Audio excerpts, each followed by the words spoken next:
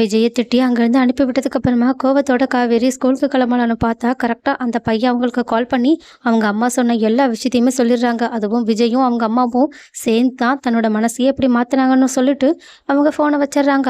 ஆனால் உடனடியாக காவேரியும் சாரதாவை திட்டலான்னு வந்தா சாரதாவோ விஜயை வழி அனுப்பி விடுற மாதிரி வாசல்ல நின்றுக்கிட்டு இருக்காங்க. இதை பார்த்து தப்பா புரிஞ்சுக்கிட்ட காவேரியும், உனக்கு என்னை பத்தி கவலையே இல்லைல்ல, அந்த ஆள்கிட்ட நான் அவ்வளோ கோவமா பேசினதுக்கு அப்புறமாவும் அவரை நீ வழி அனுப்பி விட்டுட்டு வரேன்னா நீ எந்த அளவுக்கு இருப்ப? அதுவும் அந்த ஆளுக்காக நீ என்னையே எல்லார்கிட்டயுமே அசிங்கப்படுத்திட்டு இல்ல. அந்த பையன் எனக்கு கால் பண்ணி சொல்லலைன்னா எனக்கு இந்த விஷயம் கூட தெரிஞ்சிருக்காதுன்னு சொல்லிட்டு அவங்க பேச ஆரம்பிக்க, இதை பார்த்துட்டு சாரதாவும், இங்க பாருடி, எனக்கு உண்மையாவே உனக்கோ விஜய்க்கும் தான் கல்யாணம் நடக்கணும்னு ஆசை இருந்துச்சு.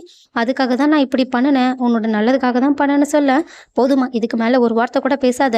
இதெல்லாம் பார்க்கும்போது நீலாம் எனக்கு அம்மாவானே சந்தேகமா இருக்கு.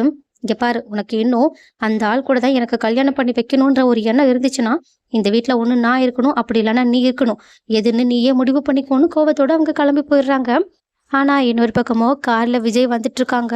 அப்போ அம்மோ வழியிலேயே காவேரி வரதை பார்த்துட்டு உடனடியாக காரை நிறுத்த சொல்லி ரொம்பவே அடம் பிடிக்கிறாங்க. ஆனா விஜய் நிறுத்த வேண்டான்னு சொல்லி சொன்னாலும் அம்மு ரொம்பவே அடம் பிடிக்கிறதுனால வேற வழி இல்லாம நிறுத்திட்டு உடனடியாக அவங்க அம்முவை காவேரி கிட்ட கூட்டிட்டு போறாங்க.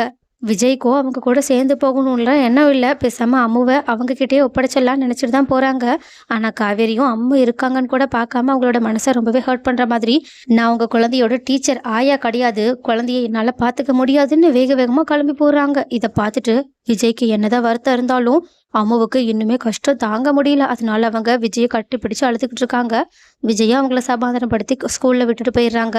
ஆனா ஸ்கூலுக்கு போனதுக்கு அப்புறமா காவேரி நார்மலா தான் இருக்காங்க. அம்மு டெஸ்ட்லாம் நல்லா மார்க் எடுத்திருக்காங்கன்னு அவங்கள பாராட்ட தான் செய்யறாங்க. ஆனா அப்ப பார்த்து கரெக்டா ஒரு சர்க்குலர் வருது. அதுல மதர்ஸ் டேவை செலிப்ரேட் பண்றதுக்காக எல்லாருமே சேர்ந்து இந்த போட்டிகள்ல கலந்துக்கணும்னு சொல்லிட்டு எல்லாரோட பேரையுமே நோட் பண்ணிக்கிட்டு இருக்காங்க. ஆனா அம்மு மட்டும் பேரை கொடுக்கவே இல்லை. இதை பார்த்துட்டு காவேரிக்கு ரொம்பவே மனசு கஷ்டமா இருக்கு. அதுக்கப்புறமா வீட்டுக்கு போய் அவங்களோட அம்மாவை கூப்பிடுறாங்க. ஆனா கூப்பிட்டு கூப்பிட்டு பார்த்தா அவங்களோட அம்மா வர்ற மாதிரியே தெரியல.